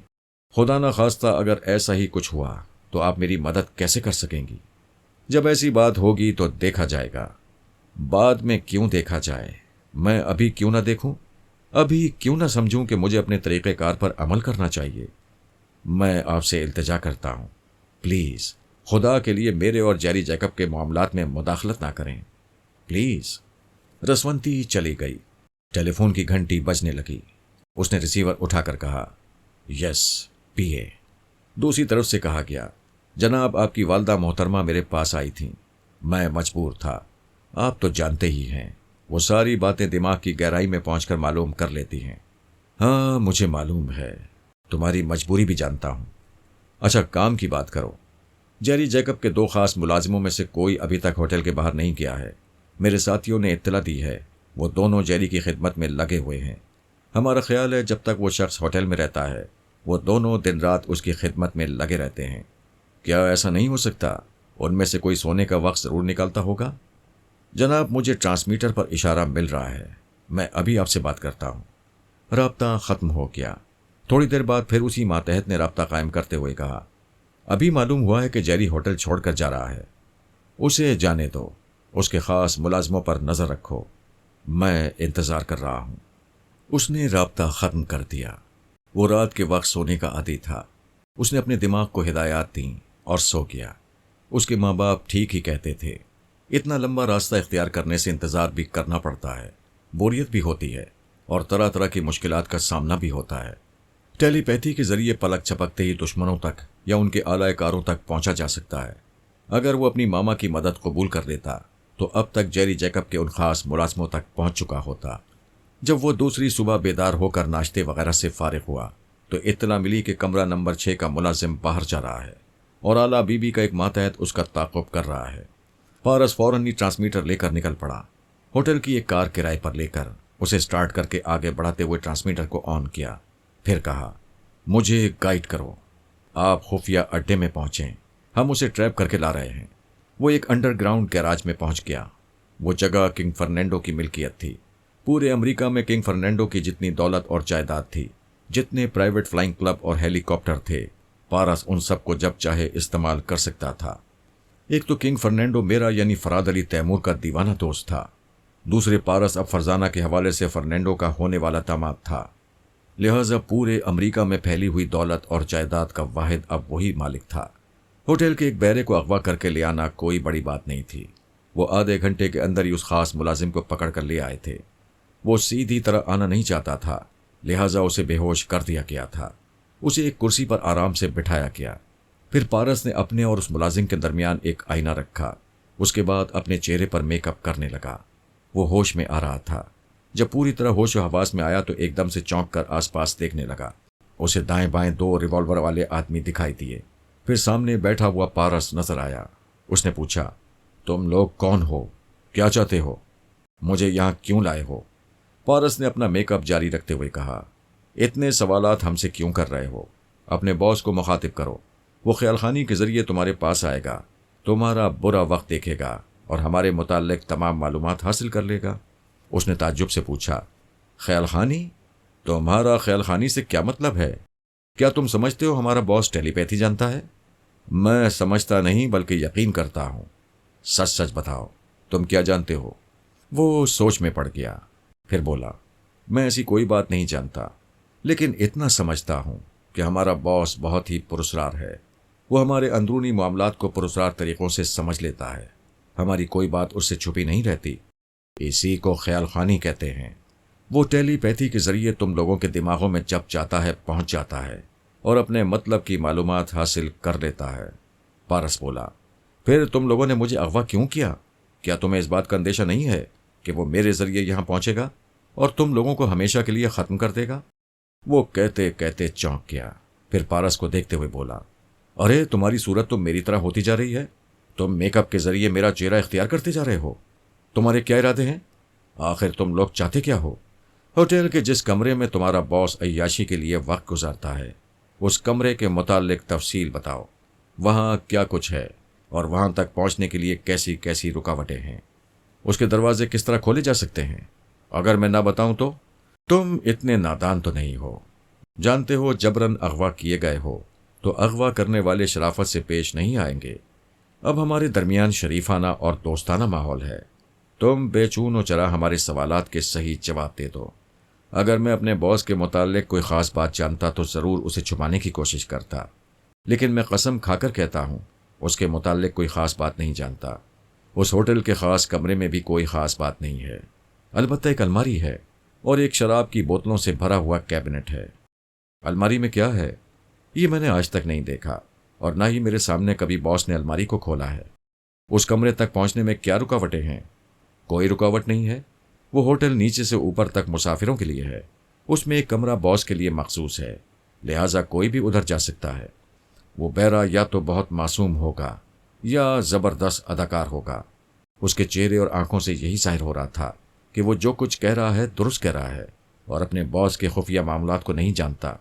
یہ بات تو سمجھ میں آنے والی تھی کہ وہ ہوٹل نیچے سے لے کر اوپر ٹاپ فلور تک مسافروں کے لیے تھا اور کہیں آنے جانے کے لیے کسی کو روکا ٹوکا نہیں جا سکتا تھا۔ پارس نے آئینے میں میک اپ کا جائزہ لیا، پھر سامنے بیٹھے ہوئے بیرے کو دیکھا۔ اب اس میں اور اس بیرے میں ذرا سا بھی فرق نہیں تھا۔ اس نے کہا، میں تمہاری جگہ ہوٹل جا رہا ہوں۔ اگر تمہارا بیان درست ہوا تو تمہیں بہت انعام دوں گا اور اس ٹیلی پیتھی جاننے والے کی انتقامی کارروائیوں سے بھی محفوظ رکھوں گا، اور اگر تمہارا بیان غلط ہوا اور میں کسی مصیبت میں گرفتار ہوا تو تم یہاں زندہ نہیں رہ سکو گے۔ پارس وہاں سے پلٹ کر جانے لگا۔ چند قدم جاتے ہی بیرے کی آواز آئی، رک جاؤ، میں نے جھوٹ کہا تھا، سچ کچھ اور ہے۔ پارس نے پلٹ کر اسے ٹٹولتی ہوئی نظروں سے دیکھا، پھر آہستہ آہستہ قریب آتے ہوئے پوچھا، تم نے اتنی جلدی اپنا ارادہ کیسے بدل دیا؟ جھوٹے سے سچے کیسے بن گئے؟ انسان کو بدلتے دیر نہیں لگتی۔ اچانک میرے ضمیر نے ملامت کی کہ میں اپنی غلط بیانی کے باعث ایک آدمی کو بے موت مرنے کے لیے ہوٹل میں جانے کا موقع دے رہا ہوں۔ میں ضمیر کی ملامت کو برداشت نہیں کر سکتا، اس لیے سچ بول رہا ہوں۔ پارس اسے غور سے دیکھ رہا تھا، پھر ہنستے ہوئے بولا، میرا خیال ہے تمہارا کوئی جوان بھائی میری طرح ہوگا۔ مجھے دیکھ کر بھائی کا خیال آیا کہ بے موت مرنے جا رہا ہے اور تمہارے ضمیر نے چیخنا شروع کر دیا۔ اس نے کہا، ہاں یہی بات ہے۔ اتنی دیر سے تمہیں جوان بھائی کیوں یاد نہیں آیا؟ میں نے آج تک ایسا دشمن نہیں دیکھا اور نہ سنا جو اپنے دشمن پر اچانک ہی کسی وجہ کے بغیر ترس کھاتا ہوا اور اس کے لیے ضمیر ملامت کرتا ہو، جبکہ دشمن بڑی آسانی سے مرنے جا رہا ہو۔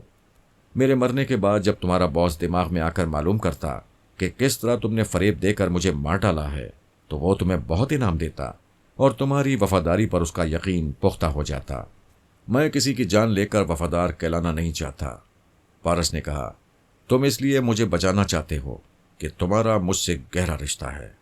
ہاں یہی سمجھو، صرف سمجھنے کی بات نہیں ہے، یہ رشتہ اتنا گہرا ہے جیسے خون کا ہوتا ہے۔ کیوں ماما، کیا میں غلط کہہ رہا ہوں؟ وہ حیرانی سے بولا، یہ تم کیا کہہ رہے ہو؟ مجھے ماما کہہ کر مخاطب کر رہے ہو؟ مسٹر، اس وقت تم اپنے آپ میں نہیں ہو۔ میری ماما تمہاری زبان سے بول رہی ہے۔ انہوں نے تمہارے دماغ میں رہ کر چپ چاپ معلوم کر لیا ہے کہ ہوٹل کے اس کمرے میں جانے کے بعد مجھے کیسے خطرات پیش آ سکتے ہیں، اس لیے تمہارے دماغ پر قبضہ جما کر تمہارے فریب کو ظاہر کر دیا ہے۔ میں اپنی ماما کا شکریہ ادا کرتا ہوں۔ اگر وہ ایسے وقت ساتھ نہ دیتی تو میں واقعی خطرات میں گھر جاتا۔ رسونتی نے اس کی زبان سے کہا، بیٹے صرف خطرات کی بات نہیں ہے، تم وہاں سے کبھی زندہ واپس نہ آتے۔ جس الماری کو تم کھولنے جاتے وہ مخصوص نمبروں سے کھلتی ہے۔ اگر اسے تار کے ذریعے یا کسی اور طریقے سے کھولا جاتا تو اس کے پٹ کھلتے ہی زبردست دھماکہ ہوتا۔ اس کے اندر جو بھی چیزیں ہوتی وہ ساری تہس نہس ہو جاتی اور الماری کھولنے والے کے چیتھڑے اڑ جاتے۔ کیا میں جان بوجھ کر تمہیں موت کے منہ میں جانے کی اجازت دے سکتی ہوں؟ پارس نے جواب نہیں دیا۔ آئینے کے سامنے بیٹھ کر اپنا میک اپ اتارنے لگا۔ رسونتی کہہ رہی تھی، بیٹے مجھے تمہاری ذہانت، تمہارے علم و ہنر اور تمہاری غیر معمولی صلاحیتوں پر مکمل اعتماد ہے۔ اس کے باوجود کبھی کبھی ماں باپ کا سہارا ضروری ہوتا ہے۔ آج یہ بات مان لو، ٹیلی پیتھی لازمی ہے۔ اگر یہ علم نہ ہوتا تو آج تمہارے پرخچے اڑ جاتے۔ او خدایا، یہ سوچ کر ہی میں کانپ جاتی ہوں۔ پارس نے تولیے سے اپنے چہرے کو صاف کرتے ہوئے کہا، ماما جب تک میں آپ کے آنچل سے دور رہوں گا آپ اسی طرح کانپتی رہیں گی، اور جب تک میں دشمنوں سے ذاتی طور پر نمٹتا رہوں گا اس وقت تک آپ لوگوں سے کبھی ٹیلی پیتھی کا سہارا نہیں مانگوں گا۔ کیا تم ضدی اور احمق بنتے جا رہے ہو؟ کیا اپنی غلطی کو تسلیم نہیں کرنا چاہتے؟ ابھی میں نہ ہوتی اور تم ہوٹل کے اس کمرے میں پہنچ جاتے تو کیا انجام ہوتا؟ آپ نے مجھے احمق سمجھا ہے؟ ہر ماں اپنے بچے کو نادان سمجھتی ہے۔ آپ نے یہ کیسے سمجھ لیا کہ میں اس کمرے میں جا کر وہ الماری ضرور کھولتا؟ تو پھر تم اس کمرے میں کیوں جا رہے تھے؟ کون احمق جا رہا تھا؟ آپ اپنی ممتا کے جوش میں یہ بھول گئیں کہ اس بیرے کے علاوہ ایک اور اس کا ساتھی ہے جو جیری جیکب کا خاص ملازم ہے۔ میں اس دوسرے بیرے کے پاس جا رہا تھا، اسے اس کمرے میں بھیجنے والا تھا اور اس کے ذریعے الماری کو کھلوانے والا تھا۔ کیا میں نے برسوں سے بابا صاحب کے ادارے میں رہ کر یہی احمقانہ تربیت حاصل کی ہے کہ ایک دشمن سے معلومات حاصل کروں اور معلومات حاصل کرنے کی خوش فہمی میں یہ بھول جاؤں کہ دشمن کی زبان کبھی سچ نہیں بولتی، اس کے پیچھے دھوکہ ہی دھوکہ ہو سکتا ہے۔ رسونتی نے کہا، مجھے کیا معلوم تھا کہ تم اس کے بعد دوسرے بیرے کو ٹارگٹ بنانے والے ہو۔ یہی تو بات ہے، آپ اپنے دماغ سے سوچتی ہیں اور آپ کے دماغ میں ممتا کے سوا کچھ نہیں ہے۔ خدا کے لیے میرے معاملے میں مداخلت نہ کریں، میں پھر آپ کو سمجھا رہا ہوں، آپ کو نہ صرف سمجھا رہا ہوں بلکہ آپ کا راستہ بھی روک رہا ہوں۔ میں ایسے کسی شخص کو اپنے آس پاس نہیں رکھوں گا جس کے ذریعے آپ مجھ تک پہنچ سکیں۔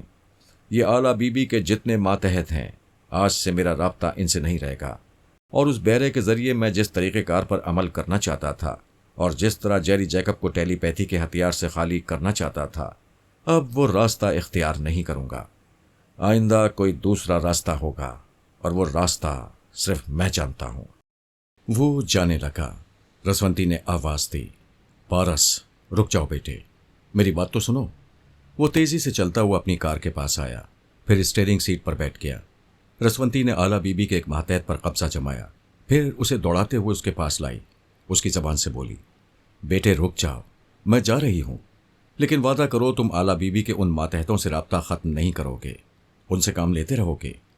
سوری ماما، اب میں کسی بھی ایسے شخص سے کام نہیں لوں گا جس کا تعلق آپ لوگوں سے یا بابا صاحب کے ادارے سے ہے۔ تم اپنی ماں سے ضد کر رہے ہو؟ پارس نے ڈیش بورڈ کھول کر ریوالور نکالا، پھر اعلیٰ بی بی کے ماتحت کو نشانے پر رکھتے ہوئے بولا، میں ہر اس شخص کو گولی مار دوں گا جس کے ذریعے آپ میرے قریب آنا چاہیں گی۔ اگر آپ چاہتی ہیں یہ بیچارے بے موت نہ مارے جائیں تو پلیز چلی جائیں۔ اعلیٰ بی بی کا وہ ماتحت پیچھے ہٹنے لگا۔ پارس نے گاڑی اسٹارٹ کی، ریورس گیئر میں پیچھے لے گیا، پھر اسے ایک ٹرن دے کر گیراج سے نکالتا چلا گیا۔ وہ تقریباً 15 منٹ تک ڈرائیو کرتا رہا، پھر ایک اسنیک بار کے سامنے گاڑی روک دی، انجن کو بند کیا، گاڑی سے اتر کر تیزی سے چلتا ہوا بار میں آیا، وہاں کے ٹیلی فون بوتھ میں داخل ہو کر دروازے کو بند کیا۔ ہوٹل والوں سے رابطہ قائم کر کے کہا، تمہارے ہوٹل کی کار لیلی اسنیک بار کے سامنے کھڑی ہوئی ہے، ایک ڈرائیور بھیج کر اسے منگوا لو۔ وہ ٹیلی فون بوتھ سے باہر آ گیا، پھر ایک ٹیکسی میں سوار ہو کر وہاں سے چل پڑا۔ تھوڑی دیر تک مختلف شاہراہوں سے گزرتا رہا۔ جب اسے یقین ہو گیا کہ اعلیٰ بی بی کا کوئی ماتحت اس کا تعاقب نہیں کر رہا ہے تو وہ ایک ٹیلی فون بوتھ کے پاس رک گیا، ٹیکسی والے کو کرایہ ادا کیا، پھر اس ٹیلی فون بوتھ میں چلا گیا۔ وہاں اس نے جیری جیکب کا ایک ٹیلی فون نمبر آزمایا۔ تیسرے نمبر پر ایک نسوانی آواز سنائی دی۔ اس نے کہا، مسٹر جیکب موجود ہیں، لیکن آپ کون ہیں؟ میں صرف جیکب سے بات کرنا چاہتا ہوں۔ دوسرے ہی لمحے اس نے اپنے دماغ میں پرائی سوچ کی لہر کو محسوس کیا اور سانس روک لی۔ اس کے بعد فون پر کہا، اپنے جیکب سے کہو خیال خانی کا مظاہرہ مجھ پر نہ کرے، مجھ سے فون پر گفتگو کرے۔ چند سیکنڈز کے بعد ہی جیری کی آواز سنائی دی۔ اس نے پوچھا، تم کون ہو؟ میں کوئی بھی ہوں، تمہیں خطرے سے آگاہ کرنا چاہتا ہوں۔ اگر تم میری بھلائی چاہتے ہو تو مجھے دماغ میں آنے کی اجازت دو۔ سانس کیوں روکتے ہو؟ میں اپنے تحفظ کے لیے ایسا کر رہا ہوں۔ اگر تم اپنا تحفظ چاہتے ہو تو غور سے سنو۔ تمہارے ہوٹل کے 2 خاص ملازموں میں سے ایک ملازم ٹریپ کیا جا چکا ہے۔ ٹیلی پیتھی جاننے والے اس کے ذریعے تمہارے پاس پہنچنا چاہتے ہیں۔ اگر وہ ناکام ہوں گے تو پھر تمہارے دوسرے خاص ملازم کے پاس پہنچیں گے۔ اب تمہیں کیا کرنا چاہیے یہ تم خود سوچو اور سمجھو، دیٹس آل۔ اس نے ریسیور رکھ دیا، ٹیلی فون بوتھ سے باہر آ کر آرام سے پتلون کی جیبوں میں دونوں ہاتھ ڈال کر ٹہلنے کے انداز میں ایک طرف چلنے لگا۔ اس نے اپنی ماں کو سمجھا دیا تھا کہ اس کے معاملات میں مداخلت نہ کی جائے اور نہ ہی اسے ٹیلی پیتھی کا محتاج سمجھا جائے۔ وہ نہیں چاہتا تھا کہ کسی ٹیلی پیتھی جاننے والے دشمن تک پہنچنے کے لیے اپنے ماں باپ کا سہارا لے۔ چونکہ ماں جبراً مداخلت کر رہی تھی، اس لیے اس نے سب سے پہلے اپنی ماں کا راستہ روک دیا تاکہ وہ ان 2 خاص ملازموں کے ذریعے جیری جیکب تک نہ پہنچ سکے، اور دوسری طرف جیری اپنے تحفظ کے لیے ہوشیار ہو جائے اور اپنی خفیہ پناہ گاہوں سے کچھ عرصے کے لیے باہر نہ نکلے۔ پارس بہت پہلے ہی ہوٹل کے بیرے کو $100 کے نوٹ دے کر اس کی خفیہ پناہ گاہوں اور ٹیلی فون نمبروں کے متعلق معلوم کر چکا تھا۔ وہ 1 گھنٹے بعد ایک ریسٹوران میں پہنچا، سیلف سروس کے مطابق کافی لی، پھر ایک میز پر آ کر بیٹھ گیا۔ کافی کی چسکیاں لینے کے دوران اس نے سوچ کی لہریں محسوس کیں۔ وہ آہستہ آہستہ سانس لینے لگا۔ رسونتی کوڈ ورڈز ادا کرنے کے بعد کہہ رہی تھی، یہ تم نے کیا کیا؟ کیا ہوا ماما؟ انجان نہ بنو، تم نے جیری جیکب کو ہوشیار کر دیا ہے۔ میں نے اس کے خاص ملازم کے ذریعے جن خفیہ اڈوں کا پتہ چلایا تھا وہ تمام اڈے جیکب چھوڑ چکا ہے۔ صرف اتنا ہی نہیں، اس نے اپنے دونوں خاص ملازموں کو ٹیلی پیتھی کے ذریعے ہلاک کر دیا ہے۔ جانتے ہو اس کا نتیجہ کیا ہوگا؟ آپ کے خیال کے مطابق میں نادان ہوں، آپ ہی مجھے بتائیں کیا نتیجہ ہوگا؟ وہ ٹیلی پیتھی جاننے والا اب ہمارے ہاتھوں سے نکل چکا ہے، نہ میں اس کے پاس پہنچ سکتی ہوں نہ تم۔ آپ میری فکر نہ کریں، جس ٹیلی پیتھی کے علم پر آپ کو بھروسہ ہے اس علم کے ذریعے جیکب تک پہنچ کر دکھائیے، ہو سکے تو پاپا کا علم اور تجربہ بھی ساتھ رکھ لیجئے، اللہ بھلا کرے گا۔ تم اپنے باپ کو چیلنج کر رہے ہو؟ آپ ماں باپ بھی تو اپنے بچوں کی صلاحیتوں کو چیلنج کرتے رہتے ہیں۔ ارے میں چیلنج نہیں کر رہی ہوں، تمہاری بھلائی کے لیے ساتھ دے رہی ہوں۔ جانتے ہو ادھر پارس اول کیا کرتا پھر رہا ہے؟ اگر اس نے کوئی بہت بڑا کارنامہ انجام دیا تو میں دوسروں کے سامنے سر نہیں اٹھا سکوں گی۔ آپ کو تو یہی فکر کھائے جا رہی ہے کہ آپ کا بیٹا پارس اول سے کم تر نہ ہو جائے۔ بائی دی وے میرا بھائی آج کل کہاں ہے؟ اس کے متعلق کچھ بتائیے۔ پتہ نہیں کیا کرتا پھر رہا ہے، پہلے پرنس آئی لینڈ میں تھا، پھر تمہارے پاپا کو بتائے بغیر جوجو کو وہاں سے لے کر استنبول چلا گیا، استنبول سے جوجو کو روانہ کر دیا، وہاں کچھ کرتا رہا، پھر وہاں سے ایک تنظیم والے جوان لڑکے اور لڑکی کو لے کر پیرس آیا، اب وہ ایک تنظیم والا نوجوان بن کر پھر استنبول گیا ہے۔ پارس دوم نے کہا، میں یقین سے کہتا ہوں اب تنظیم والوں کی شامت آ گئی ہے۔ ہاں ہمارا بھی یہی خیال ہے، وہ تنظیم والے لڑکے کے روپ میں وہاں جائے گا اور جوجو کو اغوا کرنے کا انتقام لے گا۔ بیٹے ذرا سوچو، اگر وہ انتقام لینے میں کامیاب ہو گیا اور تنظیم والوں کو گھٹنے ٹیکنے پر مجبور کر دے گا تو یہ کتنا بڑا کارنامہ ہوگا۔ تم میری بات سمجھتے کیوں نہیں ہو؟ میں سمجھ رہا ہوں، آپ بھی تو سمجھنے کی کوشش کریں۔ میرا بھائی مجھ سے مختلف نہیں ہے، وہ بھی ٹیلی پیتھی کا سہارا لیے بغیر اپنے بلبوتے پر کچھ بھی کر گزرنا چاہتا ہے۔ پلیز ماما آپ جائیں، مجھے تنہا چھوڑ دیں، میں اپنے موجودہ حالات پر غور کر رہا ہوں، آپ برا نہ مانیں، میں تنہائی چاہتا ہوں۔ ٹھیک ہے میں جا رہی ہوں، لیکن یاد رکھو جب تک زندہ ہوں تو میں اپنے سائے سے محروم نہیں رکھوں گی۔ وہ بیٹے کے پاس سے آ گئی، لیکن بہت پریشان تھی، سمجھ میں نہیں آ رہا تھا کس طرح اس کی نگرانی کرے اور اسے خطرات سے محفوظ رکھے۔ جیری جیکب تک پہنچنے کے جو ذرائع تھے وہ بیٹے نے ختم کر دیے تھے۔ وہ سوچ رہی تھی اگر کسی طرح جیکب تک پہنچ جائے تو پھر بیٹے کی طرف سے پریشانی نہیں رہے گی۔ جیسے ہی جیکب بیٹے کے خلاف کوئی قدم اٹھائے گا وہ اس کے دماغ میں زلزلے پیدا کر دے گی۔ سوال یہ پیدا ہوتا تھا آخر جیری جیکب تک کس طرح پہنچا جائے۔ وہ بہت زیادہ ذہانت سے کام لینا نہیں جانتی تھی، کوئی ایسا طریقہ کار سمجھ میں نہیں آ رہا تھا جس پر عمل کر کے وہ جیکب تک پہنچ جائے۔ آخر اس نے مجھے مخاطب کیا، فرحات میں بہت پریشان ہوں۔ کیا بات ہے؟ اس نے پارس دوم کے متعلق تفصیل سے ساری باتیں بتائیں۔ میں نے کہا ہمارے دونوں ہی بیٹے ضدی ہیں، اپنے طور پر دشمنوں سے نمٹنا چاہتے ہیں۔ یہ اچھی بات ہے، لیکن ہم والدین ہیں، ہمارا دل نہیں مانتا کہ جیتے جی انہیں خطرات سے گزرنے کی کھلی چھٹی دے دیں۔ ہمارے مرنے کے بعد وہ کس طرح خطرات سے نمٹتے رہیں گے یہ ہم نہیں جانتے، خدا بہتر جانتا ہے، لیکن ہم جب تک زندہ ہیں اس وقت تک دل ہمیں ان کی طرف جانے پر مجبور کرتا رہے گا۔ میں پارس دوم کی بات کر رہی ہوں اور تم پارس اول کی بات لے بیٹھے۔ اس کے لیے اتنا خطرہ نہیں ہوگا جتنا کہ میرے بیٹے کے لیے ہے۔ کیا تمہارا بیٹا کسی ایسے ہیلی کاپٹر میں سوار ہونے جا رہا ہے جو فضا میں پرواز کے دوران ایک دھماکے سے پھٹ سکتا ہے اور اس کے ساتھ تمہارے بیٹے کے پرخچے اڑ سکتے ہیں؟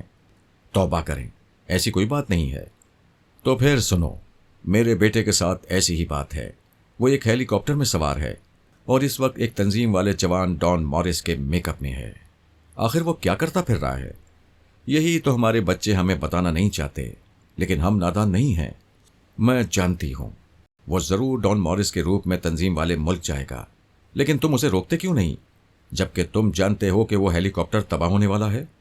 تم نے اپنے بیٹے کو جیری جیکب کے ہوٹل والے کمرے میں جانے سے روکا تھا، اسے سمجھایا تھا کہ ایک الماری کھولتے ہی دھماکہ ہوگا اور اس کے بھی پرخچے اڑ جائیں گے، تو اس نے کیا جواب دیا تھا؟ رسونتی نے بڑے فخر سے کہا، میرا بیٹا بہت ذہین اور حاضر دماغ ہے، جو میں نہیں سوچ سکتی، جو تم نہیں سوچ سکتے، وہ ایسی باتیں سوچ لیتا ہے۔ میں تمہیں بتا چکی ہوں کہ وہ خود کبھی الماری کے پاس نہ جاتا، دوسرے ویٹر کو وہاں بھیجنے والا تھا۔ اس کا مطلب ہے اگر تم اسے وہاں جانے سے نہ روکتی تب بھی وہ بال بال محفوظ رہتا۔ اسی طرح مجھے یقین ہے وہ ہیلی کاپٹر فضا میں پرواز کرتے ہوئے تباہ نہیں ہوگا۔ یہ تم کیسے کہہ سکتے ہو؟ تم نے اپنے بیٹی کی محبت کو آزمایا ہے، آؤ اب میرے بیٹے کی ذہانت کو آزماؤ۔ ہم اس ہیلی کاپٹر کے پائلٹ کے دماغ میں موجود رہیں گے और देखेंगे कि क्या तमाशा होता है। इससे पहले कि हेलीकॉप्टर में पायलट डायनामाइट का बटन दबाता, हम उसके सर पर सवार हो गए। मैंने पायलट की सोच में कहा, आज मैं इस जवान के साथ जान देने जा रहा हूँ, मेरे पीछे मेरे अपनों का क्या होगा। उसकी दूसरी सोच ने कहा, अपनों ही के लिए मैं जान दे रहा हूँ। ये कुर्बानी देने से पहले ही मेरी बीवी और मेरे प्यारे प्यारे बच्चे न्यूयॉर्क के सबसे महंगे इलाके में बंगला खरीद चुके होंगे।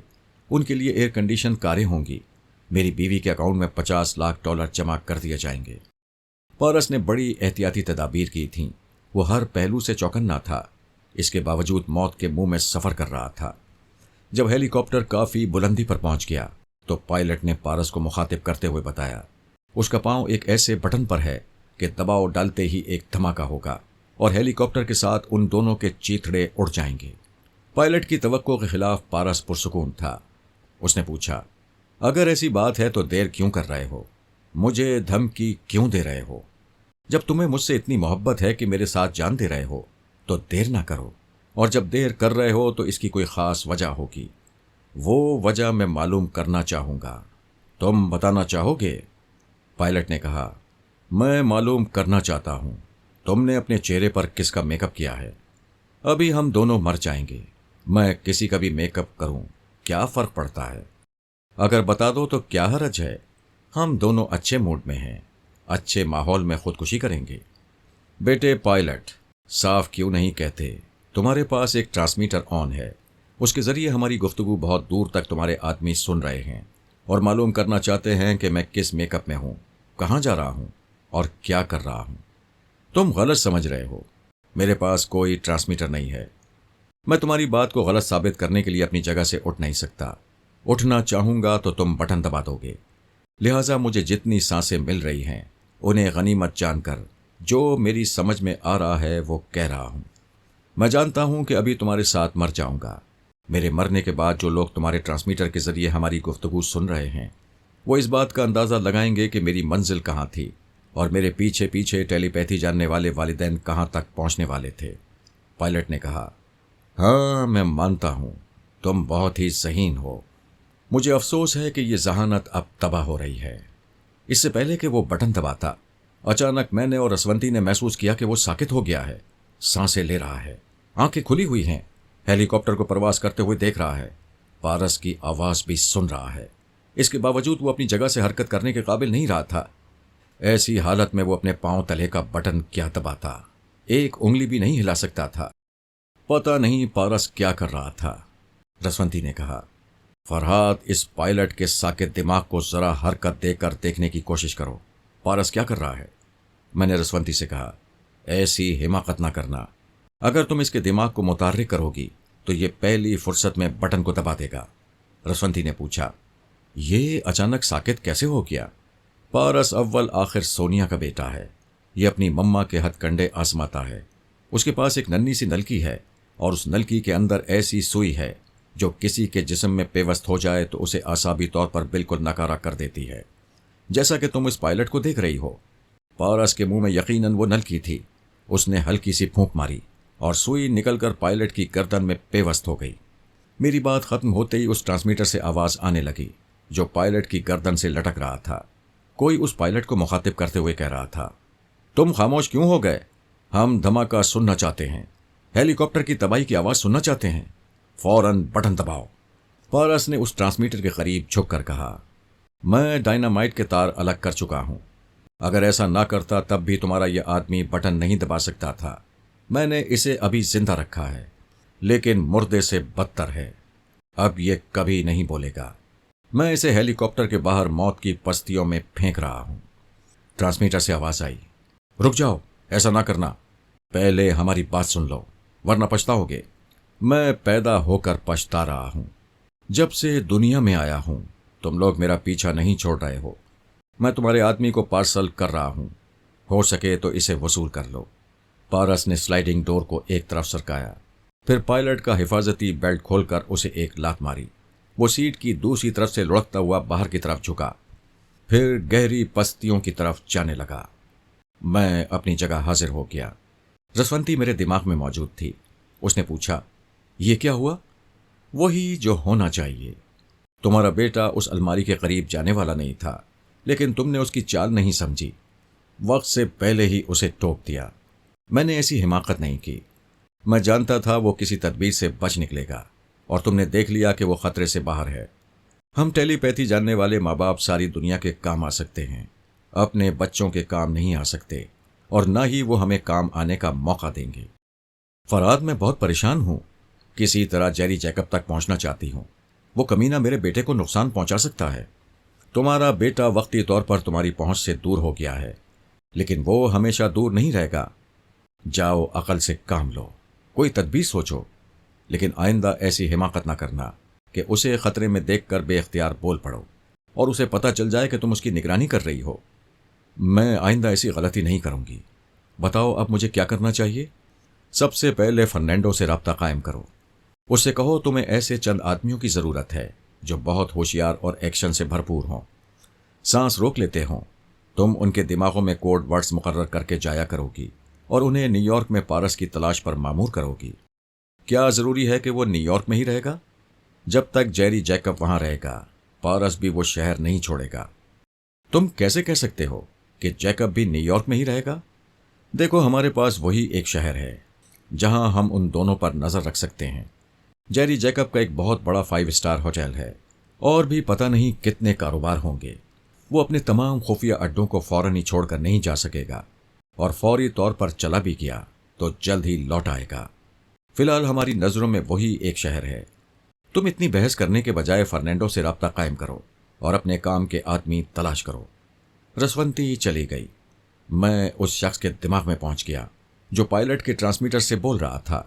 وہ تنظیم والی انٹیلیجنس کا ایک آدمی تھا، فرانس کی پولیس فورس میں ایک جونیئر آفیسر کی حیثیت سے ملازمت کر رہا تھا۔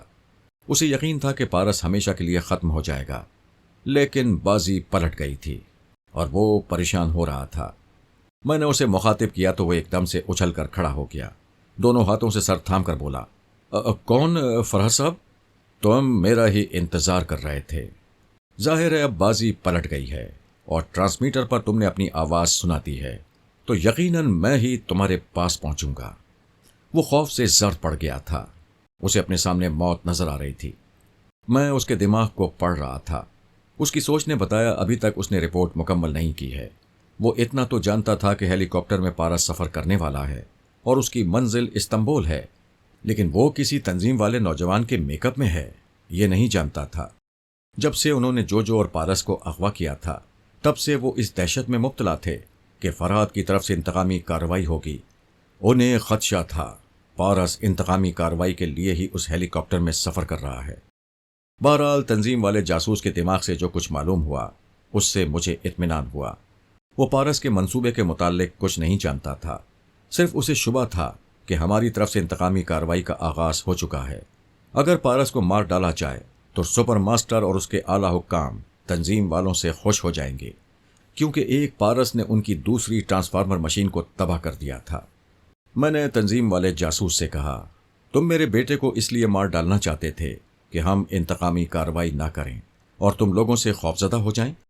دوسرے تم سپر ماسٹر وغیرہ کو خوش کر کے ان سے زیادہ مراد حاصل کرنا چاہتے تھے۔ ان میں سے تمہاری کوئی خواہش پوری نہ ہو سکی اور نہ ہی آئندہ پوری ہوگی۔ ویسے میں تمہاری آخری خواہش پوری کر سکتا ہوں۔ بولو، مرنے سے پہلے کیا چاہتے ہو؟ وہ انکار میں ہاتھ ہلاتا ہوا پیچھے ہٹا اور دیوار سے جا کر ٹک گیا۔ پھر کہنے لگا، تم زبان کے دھنی ہو، میری آخری خواہش ہے کہ مجھے نہ مارو۔ میں زبان کا دھنی ہوں، میں نے وعدہ کیا ہے کہ تمہاری آخری خواہش پوری کروں گا، لہٰذا تمہیں نہیں ماروں گا۔ تم یہاں سے نکلو اور اپنے آپ کو فرانسیسی پولیس کے اعلیٰ افسران کے حوالے کر دو۔ وہ نہیں جانا چاہتا تھا۔ میں نے اس کے دماغ پر قبضہ جمایا۔ اس کے کمرے میں ٹرانسمیٹر اور جو خفیہ کاغذات رکھے ہوئے تھے ان سب کو اس کی جیب میں رکھوایا، پھر وہاں سے دوڑاتا ہوا باہر لایا۔ وہ کار میں آ کر بیٹھ گیا، پھر اسے سٹارٹ کر کے میری مرضی کے مطابق ڈرائیو کرتا ہوا پولیس کے ایک اعلیٰ افسر کے بنگلے میں پہنچ گیا۔ میں نے اعلیٰ افسر سے کہا، میں فراد علی تیمور بول رہا ہوں، یہ تنظیم والے انٹیلیجنس کا جاسوس ہے اور آپ کے محکمے میں چھپ کر اپنے وطن اور اپنی قوم کے لیے کام کر رہا ہے۔ آپ لوگوں کو دھوکہ دیتا آ رہا ہے۔ میں نے وعدہ کیا ہے کہ میں اسے جان سے نہیں ماروں گا، لیکن غدار کی سزا موت ہوتی ہے۔ اس غدار کے سلسلے میں آپ کا قانون جو سزا تجویز کرتا ہے اسے فوراً دیں تاکہ اس کے دماغ کی باتیں ٹرانسمیٹر وغیرہ کے ذریعے اس کے حکام تک نہ پہنچیں۔ اگر انہیں کچھ معلوم ہو گیا تو میرے بیٹے کے لیے مشکلات پیدا ہوں گی۔ اعلیٰ افسر نے کہا، فراز صاحب آپ اپنے وعدے کے پابند ہیں، پلیز مسٹر آرمر کو میرے پاس بھیج دیجیے۔ میں نے آرمر سے کہا۔ وہ اعلیٰ افسر کے پاس پہنچ گیا۔ اس افسر نے کہا، مسٹر فراد تو اس غدار کو موت کی سزا نہیں دیں گے اور اس کا جلد سے جلد مر جانا لازمی ہے، لہٰذا آپ اس کے دماغ پر قبضہ جما کر اسے لے جائیں اور اس کے ہی ریوالور سے اسے خودکشی کرنے پر مجبور کر دیں۔ اس طرح ہم قانونی کارروائیوں میں نہیں پڑیں گے۔ آرمر نے اس کے دماغ پر قبضہ جمایا، پھر اسے وہاں سے دوڑاتا ہوا لے گیا۔ مجھے اس طرف سے اطمینان ہو گیا۔ فی الحال کوئی دشمن تنظیم والا پارس کے راستے کی دیوار نہیں بن سکتا تھا۔ میں نے فرانسیسی جاسوس البرٹو کو مخاطب کیا۔ اس نے کہا، فرمائیے جناب، میں حاضر ہوں۔ پارس استنبول واپس آ رہا ہے، شاید وہ تمہارے پاس آئے یا ہو سکتا ہے اپنا راستہ بدل دے۔ میں ڈان مورس کی فیملی کے متعلق معلومات حاصل کرنا چاہتا ہوں۔ جناب، مجھے جس حد تک معلومات حاصل ہیں وہ میں آپ کو سنا رہا ہوں۔ اس کی ضرورت نہیں ہے، تمہیں ڈان مورس کے بنگلے کا ٹیلی فون نمبر معلوم ہے، وہ نمبر ڈائل کرو۔ دوسری طرف سے جو بھی بولے گا میں اس کی آواز سن کر اس کے پاس پہنچ جاؤں گا اور پھر خود ہی معلومات حاصل کر لوں گا۔ اس نے میری ہدایات پر عمل کیا۔ ریسیور اٹھا کر نمبر ڈائل کیے۔ تھوڑی دیر بعد کسی نے دوسری طرف سے ریسیور اٹھا کر ہیلو کہا۔ البرٹو نے پوچھا، کیا مسٹر ٹام مورس موجود ہیں؟ میں ٹام مورس بول رہا ہوں۔ میں نے کہا، البرٹو ریسیور رکھ دو۔ اس نے ریسیور رکھا تو میں ٹام مورس کے دماغ میں پہنچ گیا۔ وہ ریسیور کان سے لگائے ہیلو ہیلو کہہ رہا تھا۔ کریڈل کو ہاتھ سے کھڑکھڑاتا رہا، پھر اس نے بڑبڑاتے ہوئے ریسیور رکھ دیا۔ اپنی وائف سے کہنے لگا، پورا ایک دن گزر گیا، ایک رات بھی گزر چکی ہے اور اس کمبخت ڈان کا کوئی پتہ نہیں چل رہا ہے، معلوم نہیں کہاں مر گیا ہے۔ اس کی وائف نے کہا، اس کے مرنے کی بات نہ کرو، اگر اسے کچھ ہو گیا تو اس کی تمام دولت جائیداد اور لاکھوں ڈالر پیدا کرنے والی اسٹیل مل سرکاری تحویل میں چلی جائے گی اور ہم منہ دیکھتے رہ جائیں گے۔ وہ میاں بیوی آپس میں باتیں کر رہے تھے۔ میں ان کے ذریعے سام مورس اور ٹام مورس کی بیٹی سمارتھا کے دماغ تک پہنچ گیا۔ کسی کو مخاطب نہیں کیا، اس کی ضرورت ہی نہیں تھی۔ میں صرف ان کے پاس رہ کر اپنے بیٹے کی نگرانی کرنا چاہتا تھا۔ مجھے یقین تھا کہ پارس اسی بنگلے میں آئے گا۔